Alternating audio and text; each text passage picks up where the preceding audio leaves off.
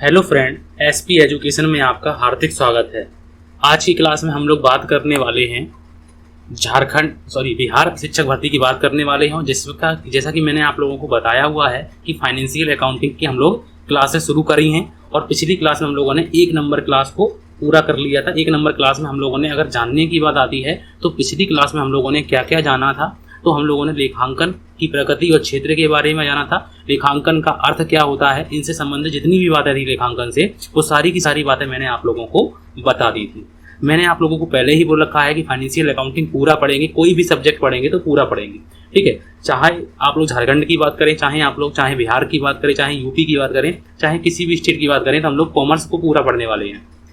अब रहा तो हम लोगों ने लेखांकन के आधुनिक कार्य की बात की थी। लेखांकन के आधुनिक कार्य कौन कौन से होते हैं, रचनात्मक कार्य, अभिलेखन कार्य कौन कौन से होते हैं, परीक्षात्मक कार्य, व्याख्यात्मक कार्य की बात की है हम लोगों ने, सूचनात्मक कार्य, वैधानिक कार्य और प्रबंधकीय कार्य और सामाजिक कार्यों पर हम लोगों ने अच्छी तरीके से बातें कर ली थी। अगर आप लोगों ने पिछली क्लास को नहीं देखा है तो आप लोगों से रिक्वेस्ट है कि पहले आप लोग पिछली क्लास को भी साथ ही साथ देखते चलें, क्योंकि एक नई क्लास को हम लोगों ने शुरू किया है तो अभी ज़्यादा क्लासें हुई भी नहीं हैं, उसको हम लोग पूरा करने वाले हैं। उसके बाद आज हम लोग जानने वाले हैं लेखांकन के प्रकार के बारे में जानने वाले हैं। लेखांकन के प्रकार क्या क्या होते हैं, लेखांकन की शाखाएं, जिसे हम लोग लेखांकन के प्रकार बोलते हैं या शाखाएं बोलते हैं, इनको हम लोग जानने वाले हैं। लेखांकन के प्रकार या फिर लेखांकन की शाखाएं।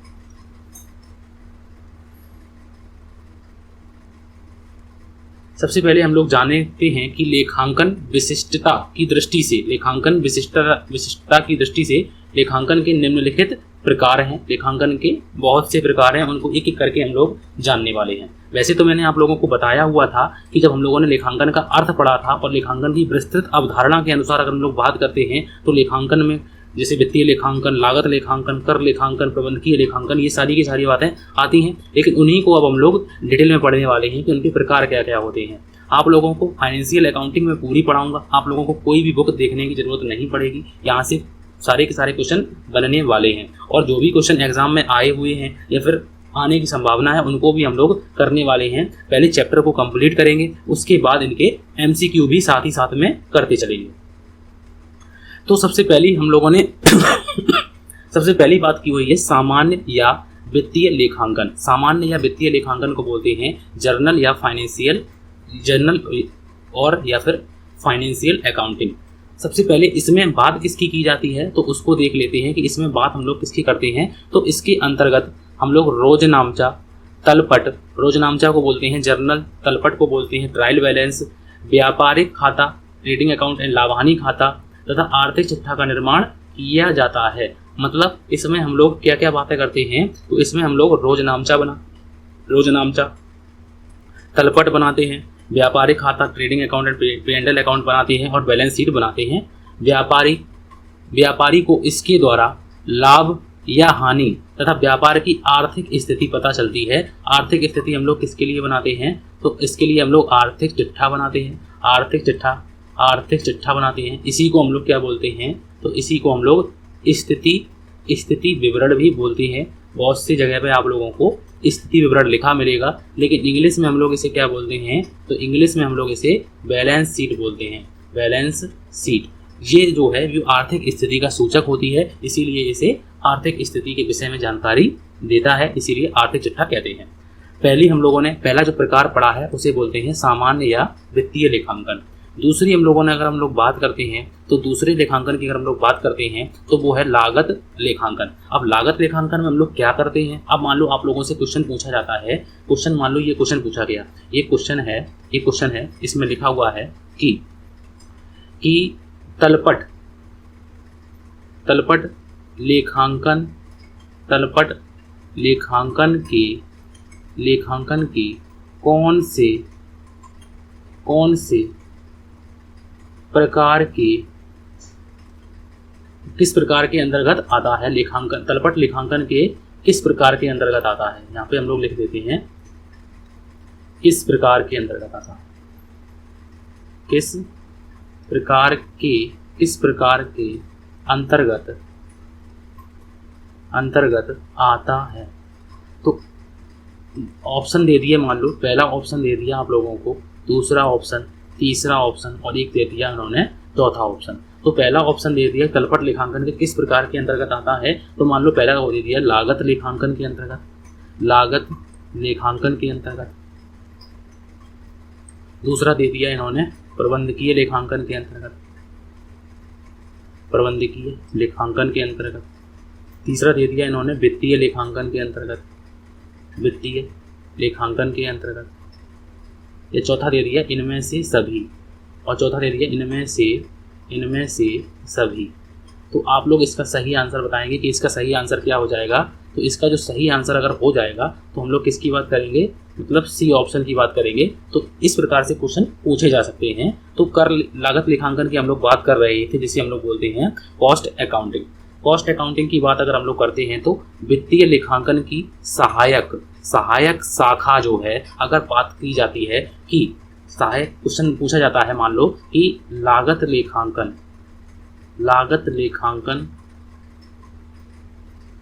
किसकी सहायक शाखा है, तो आप लोग किसकी बताएंगे, लागत लेखांकन वित्तीय लेखांकन की सहायक शाखा है। इसके द्वारा किसी वस्तु की प्रति इकाई लागत, कुछ लागत, मतलब कि हम लोग यहाँ पे जो है एक सेकेंड, कुल लागत लिखा हुआ है यहाँ पर, कुल लागत, प्रमाणित लागत, वास्तविक लागत, भविष्यकालीन उत्पादन लागत आदि को निकाला जाता है। इन्हीं लागतों के आधार पर अनावश्यक लागतों को समाप्त कर लागत पर उचित नियंत्रण लगाया जाता है। इसीलिए हम लोग क्या करते हैं, तो इसीलिए हम लोग कॉस्ट अकाउंटिंग करते हैं, लागत लेखांकन करते हैं। तो ये हम लोगों का एक सब्जेक्ट होता है, इसको हम लोगों को पढ़ना होता है। उसके बाद हम लोग बात करते हैं तीसरे प्रकार की, अगर हम लोग बात करते हैं, और तीसरा जो प्रकार है उसे बोलते हैं प्रबंधकीय लेखांकन। अब प्रबंधकीय लेखांकन जिसे बोलते हैं मैनेजमेंट अकाउंटिंग। अब मैनेजमेंट अकाउंटिंग की बात अगर हम लोग करते हैं तो इसमें क्या क्या बातें आती हैं, तो इसमें मैनेजमेंट संबंधी बातें आती हैं। तो वित्तीय लेखांकन का पूरक अगर बात करते हैं सहायक की, तो सहायक है लागत लेखांकन, और पूरक की अगर हम लोग बात करते हैं तो पूरक है प्रबंधकीय लेखांकन। प्रबंधकीय लेखांकन के द्वारा प्रबंधकों को नीति निर्धारण से संबंधित सूचनाएं दी जाती हैं।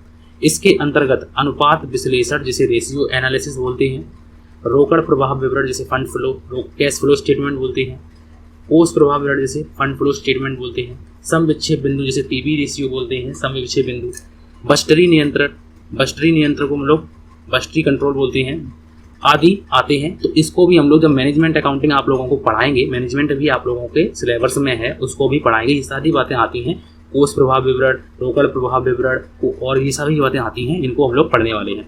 वित्तीय लेखांकन का कार्य समाप्त होने के बाद प्रबंधकीय लेखांकन का कार्य आरंभ होता है। तो इस बात को याद रखिएगा, वित्तीय लेखांकन का कार्य प्रारंभ होने के बाद प्रबंधकीय लेखांकन का कार्य प्रारंभ होता है। यहाँ से भी क्वेश्चन पूछे जा सकते हैं, इसीलिए इसको हम लोग कर देते हैं हाईलाइट। उसके बाद नेक्स्ट लेखांकन है हम लोगों का चौथा जो लेखांकन है उसे बोलते हैं कर लेखांकन। कर लेखांकन जिसे टैक्स अकाउंटिंग बोलते हैं, और टैक्स अकाउंटिंग व्यापारिक अधिनियमों के अनुसार व्यापार पर आयकर इनकम टैक्स, बिक्री कर सेल्स टैक्स, उत्पाद कर, धन कर, संपत्ति कर आदि लगते हैं। तो इन करों के आधार पर रखे जाने वाले लेखांकन को हम लोग क्या बोलते हैं, तो इन लेखांकनों को हम लोग कर लेखांकन कहते हैं। तो ये सारी बातें मैंने इस प्रकार से और इस लैंग्वेज में लिखी हुई हैं कि आप लोगों को सही भाषा में और कम समय में आप लोगों को समझ में आ जाएगी। अगर आप लोग अपने नोट्स बनाना चाहते हैं तो इनको नोट्स भी बना सकते हैं, कोई दिक्कत की बात नहीं है। पेड कोर्स की तरह मैं आप लोगों को सारी बातें पढ़ाने की कोशिश कर रहा हूँ। ये नहीं है कि आज कुछ ले लिया आज कुछ ले लिया, इस प्रकार से नहीं, पूरा पढ़ेंगे, अच्छी तरीके से पढ़ने वाले हैं।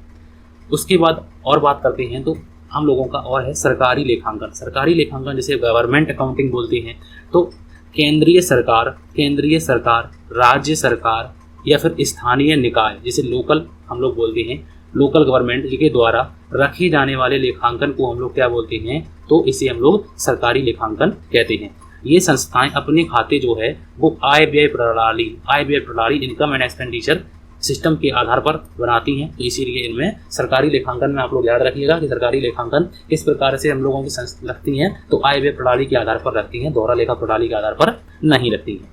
उसके बाद नेक्स्ट में हम लोग बात करने वाले हैं परिमाणिक लेखांकन। परिमाणिक लेखांकन जिसे क्वांटिटेटिव अकाउंटिंग बोलते हैं। तो इसके अंतर्गत वस्तुओं के क्रय विक्रय कच्चा माल आदि से संबंधित संख्यात्मक विवरण बनाए जाते हैं। संख्यात्मक विवरण क्वांटिटेटिव में बनाए जाते हैं। इसमें क्या होता है कि निर्मित या फिर अर्धनिर्मित या फिर विक्रय योग्य उत्पादों की विवरण परिणाम में तैयार कर इस आधार पर अनुमानित और वास्तविक उपलब्धियों की तुलना की जाती है। मतलब इसमें जो है, अगर हम लोग इस अकाउंटिंग की बात करते हैं तो इस अकाउंटिंग में हम लोग क्या करते हैं, तो इसमें जो है कच्चा माल, अगर हम लोगों का माल है कच्चा माल तो नंबर में तो लिखेंगे, स्टॉक बनाएंगे, स्टॉक रजिस्टर बनाएंगे तो वो नंबर में तो होगा।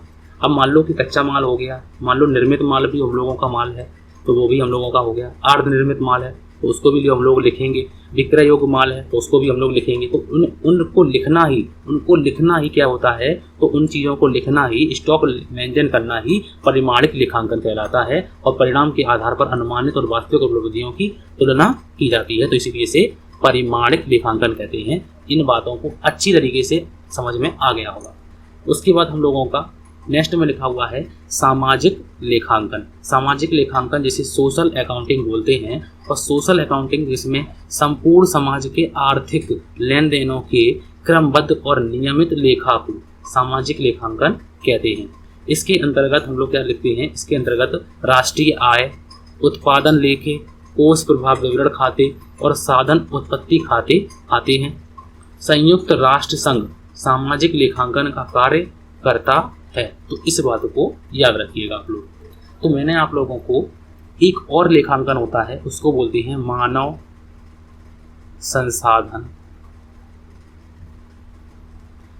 संसाधन लेखांकन।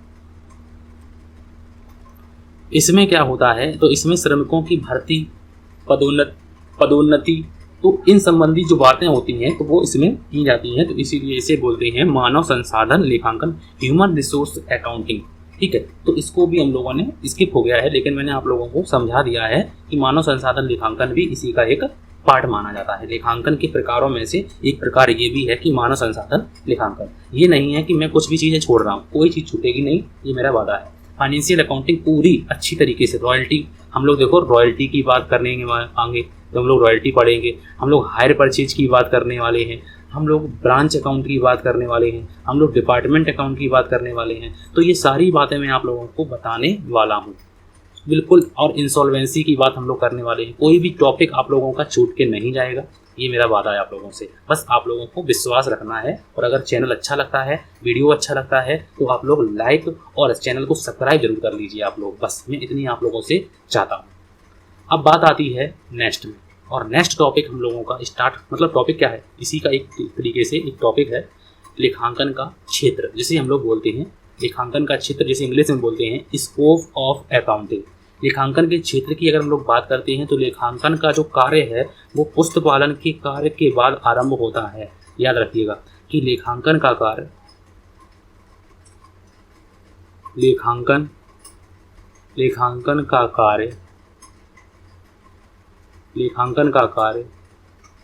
पुस्तपालन के कार्य के बाद प्रारंभ होता है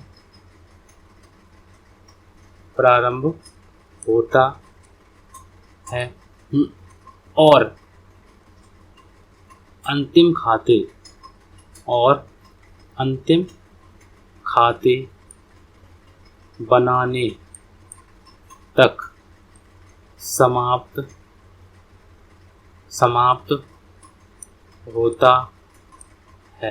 तो लेखांकन का जो कार्य है वो पुस्तपालन के कार्य के बाद प्रारंभ होता है और अंतिम खाते बनाने तक जाकर समाप्त होता है। अगर आप लोग कहेंगे कि इसके कार्य के बाद क्या प्रारंभ होता है, तो इसके बाद लेखांकन के बाद जो प्रारंभ होता है वो लेखांकन की, अगर हम लोग बात करते हैं तो लेखांकन के बाद अंकेक्षण का कार्य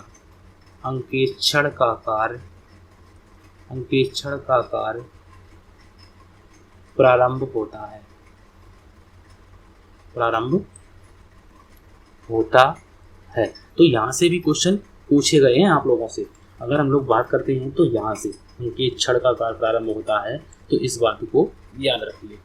अब हम लोग बात करने वाले हैं तो लेखांकन का कार्य जो है वो पुस्तपालन के कार्य के बाद आरंभ होता है। इस दृष्टि के आधार पर लेखांकन के निम्नलिखित कार्य क्षेत्र हैं। सबसे पहले अगर हम लोग बात करते हैं कार्य क्षेत्र की बात करते हैं तो सबसे पहला जो कार्य क्षेत्र है पुस्तपालन की प्रविष्टियों की जांच करना। लेखांकन का सबसे पहला काम क्या है कि पुस्तपालन में जो पुस्तपालन की अगर हम लोग बात करते हैं तो पुस्तपालन को हम लोग क्या बोलते हैं, बुक कीपिंग बोलते हैं। बुक कीपिंग, बुक कीपिंग व्यापारिक पुस्तकों को रखना बुक कीपिंग कहलाती है। अब बुक कीपिंग में क्या हुआ कि इसमें क्या होता है तो इसमें जर्नल किया जाता है। जर्नल जैसे रोजनामचा बोलते हैं। जर्नल के बाद हम लोग खाता वही निकालते हैं। तो ये सारे के सारे काम हम लोग बुक कीपिंग में करते हैं। तो सबसे पहले क्या होता है कि पुस्तपालन की प्रविष्टियों की जांच करना, तो ये पहला कार्य होता है लेखांकन का। दूसरे नंबर कार्य की बात करते हैं तो दूसरे नंबर कार्य होता है कि खातों के योगों तथा शेषों की जांच करना। जो खाता बही में आपने योग किए हैं, जो शेष निकाले हैं, उन योगों की जांच करना। और उसके बाद हम लोग उन्हीं खातों से योग से क्या बनाते हैं तो उन्हीं खातों के योग से हम लोग क्या बनाते हैं तो हम लोग बनाते हैं तलपट। खातों के योग से क्या बनाते हैं, तलपट बनाते हैं। और तलपट के बाद हम लोग समायोजनों को लिखना, तो ये भी इनका एक कार्य होता है। मान लो कोई एडजस्टमेंट है, रह गई है, तो वो आप लोगों को लिखनी है, या कोई ज़्यादा अमाउंट है उसको आप लोगों को कम भी कर सकते हैं। तो एडजस्टमेंट का मतलब होता है कम ज़्यादा करना, इसको एडजस्टमेंट बोलते हैं। अब एडजस्टमेंट करने के बाद ट्रायल बैलेंस बनाने के बाद हम लोग क्या बनाते हैं, अंतिम खाते। और अंतिम खाते में हम लोग 4 खाते बनाते हैं। मैन्युफैक्चरिंग अकाउंट, व्यापारिक खाता, मैन्युफैक्चरिंग अकाउंट बोलते हैं जिसे निर्माणी खाता, व्यापारिक खाता को बोलते हैं ट्रेडिंग अकाउंट, लाभानी खाता को बोलते हैं P&L अकाउंट, और आर्थिक चिट्ठा को बोलते हैं बैलेंस शीट। तो ये 4 प्रकार के खाते अंतिम खाते के अंतर्गत आते हैं। इस प्रकार से भी क्वेश्चन पूछे जाते हैं कि अंतिम खाते के अंतर्गत कौन कौन से खाते आते हैं। तो एक ये हो गया, 2 नंबर पे ये, तीसरे नंबर पे ये, और चौथे नंबर पे ये। नंबर नहीं है, ये मतलब 4 खाते हैं। उसके बाद हम लोग क्या करते हैं तो उसके बाद भूल सुधार के लेखी करना होता है। और लास्ट में हम लोगों का लास्ट वाला होता है अंतिम खातों का विश्लेषण करना और कर के आधार पर उनको निष्कर्ष निकालना। ये इनका लास्ट काम होता है, इनका एक क्षेत्र होता है। तो ये इतने काम इनके होते हैं। लेखांकन के अगर हम लोग कार्य की बात करते हैं तो सबसे पहले हम लोग प्रविष्टियों की जांच करते हैं। उसके बाद खातों के योगों और शेषों की जांच करते हैं। उसके बाद खातों के शेषों से तलपट बनाते हैं। तलपट बनाने के बाद समायोजन को जी रह गई हैं एडजस्टमेंट उनको लिखते हैं। उसके बाद अंतिम खाते बनाते हैं। अंतिम खाते में 4 खाते बनाए जाते हैं, manufacturing account, trading account, P&L account and balance sheet. उसके बाद हम लोग भूल सुधार के लेखे करते हैं। भूल सुधार के लेखे करना, उसके बाद हम लोग अंतिम खातों का विश्लेषण करते हैं, आपस में एनालिसिस करते हैं कि एक खाते से दूसरे खाते को जांचते हैं किस प्रकार से हमने प्रॉफिट कमाया या लॉस कमाया, आर्थिक स्थिति पिछली साल क्या थी, इस साल क्या है। तो उनके आधार पर हम लोग एनालिसिस करते हैं। तो ये सारी बातें हम लोग किसमें करते हैं तो ये सारी बातें हम लोग लेखांकन के क्षेत्र के अंतर्गत आती हैं। तो उनको हम लोगों ने क्षेत्र के अंतर्गत हम लोगों ने अच्छी तरीके से समझा और अच्छी तरीके से जाना कि क्या क्या इनके क्षेत्र की बात आती है। लेखांकन का कार्य कहाँ से प्रारंभ होता है तो लेखांकन का कार्य पुस्तपालन से प्रारंभ होता है और कहाँ तक जाकर समाप्त होता है तो अंतिम खाते बनाने तक जाकर समाप्त होता है। लेखांकन के कार्य के बाद क्या होता है तो लेखांकन के कार्य के बाद अंकेक्षण का कार्य प्रारंभ होता है। तो इन बातों को भी याद रखना है आप लोगों को। अब उसके बाद हम लोग बात करते हैं लेखांकन की विधियों की बात करते हैं। लेखांकन की विधियां क्या क्या होती हैं उनको देखते हैं, ठीक है। अगली क्लास में जब हम लोग बात करने वाले हैं तो अगली क्लास में जब ये मत सोचिए कि आप लोग MCQ नहीं कराएंगे, MCQ भी कराएंगे लेकिन टॉपिक पूरा कंप्लीट होने के बाद। पूरा लेखांकन पहले अच्छी तरीके से पढ़ाएंगे, उसके बाद आपके MCQ भी कराएंगे। फिर आप लोग कहना कि MCQ नहीं बने या कोई क्वेश्चन मैंने आप लोगों को बताया नहीं, ठीक है। लेखांकन की विधियों की बात करते हैं तो लेखांकन की विधियां क्या क्या होती हैं। सिस्टम ऑफ अकाउंटिंग जिसे बोलते हैं। लेखांकन की विधियां वैसे तो हम लोगों की 4 होती हैं लेकिन हम लोग जितनी भी होती हैं उनको एक एक करके अच्छी तरीके से पढ़ने वाले हैं। पुस्तपालन तथा लेखांकन की निम्नलिखित प्रमुख विधियां जो हैं वो नीचे लिखी हुई हैं।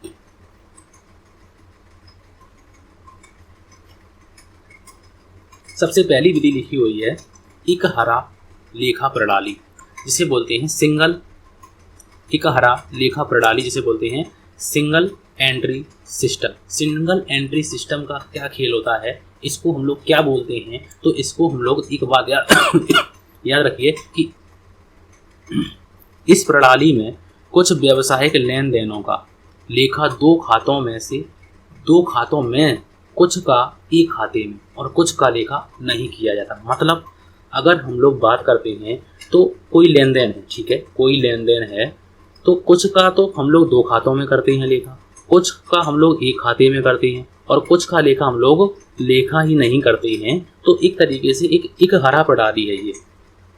इसमें मुख्य रूप से हम लोग क्या क्या बनाते हैं याद रखिएगा। मुख्य रूप से पूछा जाता है कि रोकड़ वही हम लोग बनाते हैं, इसी हिसाब से बनाते हैं। एक हरा लेखा प्रणाली से बनाते हैं।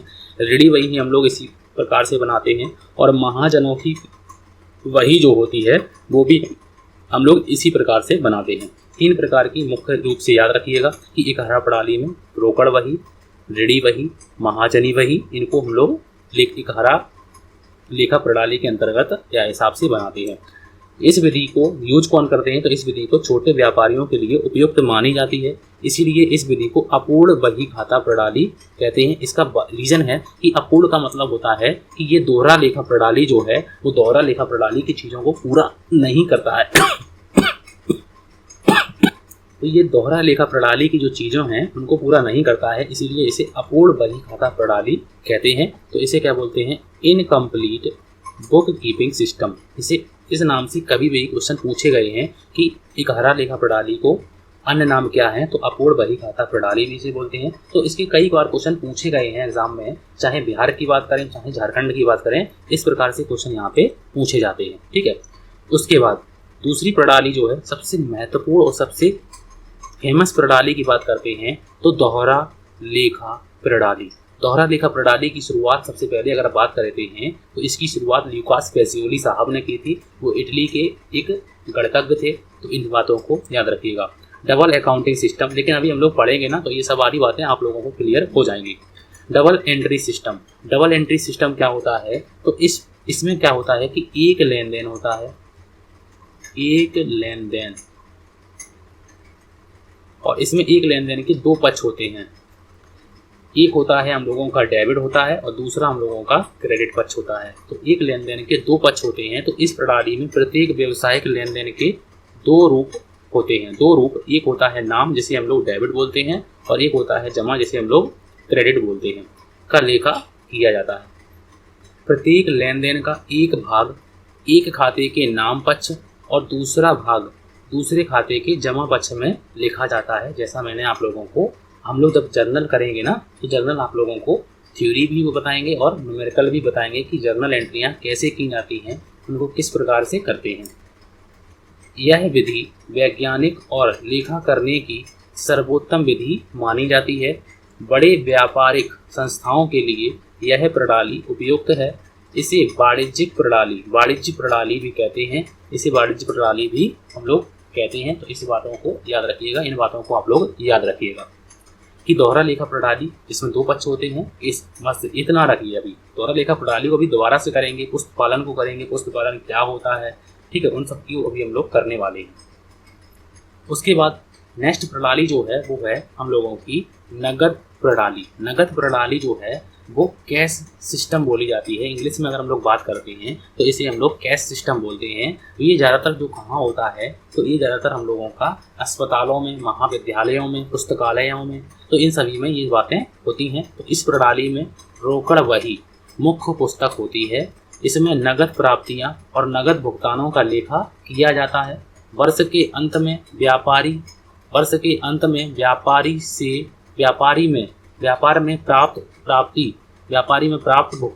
प्राप्ति और भुगतान खाता, आय व्यय खाता और आर्थिक चिट्ठा बनाया जाता है। मतलब वर्ष के अंत में व्यापार में, यहाँ पे व्यापारी लिखा हुआ है, यहाँ पे व्यापार करेंगे, व्यापार में प्राप्ति और भुगतान खाता बनाया जाता है, आय व्यय खाता बनाया जाता है और आर्थिक चिट्ठा बनाया जाता है। हम लोग जब पढ़ेंगे गैर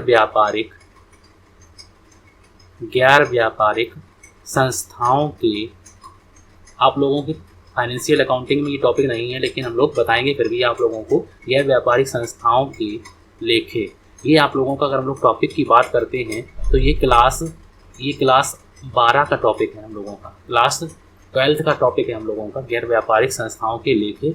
और अगर हम लोग साझेदारी की बात करते हैं तो ये भी हम लोगों का 12 का ही टॉपिक होता है, ठीक है। लेकिन हम लोग सभी पढ़ेंगे, आप लोग घबराइए नहीं, सब चीज़ों को एक एक करके हम लोग पढ़ने वाले हैं। यह प्रणाली जन कल्याण और सामाजिक कार्य करने वाले संस्थाएं जैसे महाविद्यालय, अस्पताल, पुस्तकालय, क्लब, संघ आदि के लिए उपयुक्त मानी जाती है। अब नगद प्रणाली कहाँ होती है, तो आप लोगों ने देखा होगा कि जब आप लोग अस्पताल जाते हैं, तो अस्पताल में जो डॉक्टर होते हैं या उनके जो कंपाउंडर जो लोग होते हैं या उनके जो वर्कर लोग जो होते हैं वो सबसे पहले आप लोगों से पैसे मांगते हैं कि पैसे भर दीजिए, उसके बाद आप लोगों का ये मतलब कि कोई इलाज जो है वो आप लोगों का पैसे भरने के बाद होगा। तो ये क्या है, तो ये रोकड़ सिस्टम है। यहाँ पर रोकड़ सिस्टम होता है, मतलब पैसा नगद प्राप्तियाँ होती हैं और उसी को नगद भुगतान भी उन्होंने इसी प्रकार से किए जाते हैं। तो इसीलिए इसमें कैश सिस्टम का फॉलो किया जाता है। उधारी का मतलब इसमें नहीं होता है, उधारी का लेन देन कम होता है यहाँ पर, ठीक है। ये व्यापार नहीं होता, एक तरीके से नगद सिस्टम इसमें अपनाया जाता है। उसके बाद नेक्स्ट सिस्टम है हम लोगों का पांचवा सिस्टम, चौथा सिस्टम है हम लोगों का भारतीय प्रणाली, जिसे इंडियन सिस्टम बोलते हैं। और इंडियन सिस्टम, इस प्रणाली में कच्ची और पक्की रोकड़ बही, कच्ची और पक्की रोकड़ बही और अन्य सहायक बहियाँ रखी जाती हैं। कच्ची रोकड़ बही, पक्की रोकड़ बही हम लोगों की रखी जाती हैं और अन्य सहायक बहियाँ रखी जाती हैं। इन बहियों में महाजनी कैथी का प्रयोग किया जाता है। क्षेत्र विशेष के अनुसार हिंदी, गुजराती, मराठी, सिंधी, उड़िया आदि भाषाओं में इन बहियों का लिखा जाता है। इस विधि को देसी बही खाता प्रणाली या महाजनी खाता प्रणाली भी कहते हैं, क्योंकि इनके अन्य नाम पूछे गए हैं, इसीलिए मैंने आप लोगों को पहले ही हाईलाइट कर दिया है कि आप लोगों को कोई दिक्कत की बात ना हो। छोटे व्यापारियों के लिए यह उपयुक्त मानी जाती है। तो इसमें जब हम लोग स्टार्ट करते हैं तो इसमें लिखते हैं, जैसे मान लो कि कोई स्टार्टिंग करता है तो अपने गॉड का, भगवान का नाम लिखता है, तो इसमें सबसे ऊपर लिखा जाता है श्री लक्ष्मी जी सदा सहाय, श्री गणेश जी सदा सहाय। तो इस प्रकार से हम लोग बनाते थे, लेकिन अब इंटर के टॉपिक से ये टॉपिक काट दिया गया है, तो अब ये टॉपिक नहीं आता है, लेकिन हम लोगों को पढ़ना तो पड़ेगा, ठीक है। तो इंडियन सिस्टम, जिसे हम लोग देसी बही खाता प्रणाली भी कहते हैं, तो ये अपनी भाषा में लिखी जाती है। हिंदी हो गया, गुजराती, मराठी, उड़िया, हिंदी और भी कई भाषाएं होती हैं, तो उनमें लिखा जा सकता है, इसलिए इसे देसी बही खाता प्रणाली भी कहते हैं। और उसके बाद हम लोगों की आज की आखिरी जो है वो प्रणाली लिखी हुई है व्यापारिक या उपार्जन प्रणाली। तो व्यापारिक या उपार्जन प्रणाली की अगर हम लोग बात करते हैं तो इस प्रणाली में एक वित्तीय अवधि मतलब कि एक फाइनेंशियल ईयर की समस्त नगद प्राप्तियां और नगद भुगतानों का लेखा करने के साथ साथ प्राप्य तथा अदत्त व्ययों का लेखा किया जाता है। कुछ व्यापारिक संस्थाएं अपने कुछ लेखे नगद प्रणाली के आधार पर और कुछ व्यापारिक या उपार्जन प्रणाली के आधार पर रखती हैं, तो इसीलिए इसे उपार्जन या फिर व्यापारिक प्रणालियाँ कहते हैं।